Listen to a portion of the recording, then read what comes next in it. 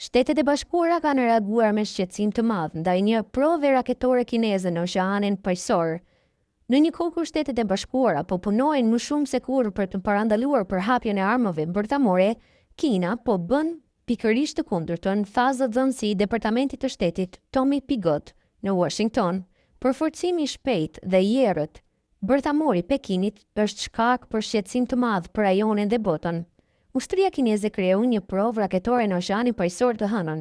Ajo lëshoi një raketë strategjike që mbante një kokë raketore, duke testuar atë në vendin nëndetëse bërthamore. Ushtria nuk dha detaje të mëtejshme, duke e përshkruar atë si një stërvitje rutinë. Lëshimi i një rakete balistike ndërkontinentale konsiderohet një shfaqje force, sipas vëzhguesve ushtarak. Kina ka të ngjarë ta përdorë një JL-2 ose modelin më të ri JL-3. Në këtë provë të rallë, këto raketa u zhvilluan për të lëshuar nëndetëse bërthamore, mund të mbajnë koka bërthamore dhe, varësisht nga lloji, kanë një rrezë veprimi deri në 10.000 kilometra. Sipas burimeve amerikane, raketat balistike ndërkontinentale ra në paqësorin jugor. Sekretari i përgjithshëm i Këshillit të Sigurisë Kombëtare të Tajvanit, Joseph Wu, publikoi një hartë të platformës online X që tregon zonën e uljes midis ishujve të paqësorit jugor, Tonga dhe Nauru.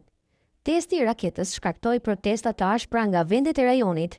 Ministria e Jashtme e Australisë, Penny Wong, e përshkroi provën si destabilizuese. Ajo tha se lëshimi ndodhi në sfondin e ndërtimit të shpejtë ushtarak të Kinës, të cilit një mungonte transparenca.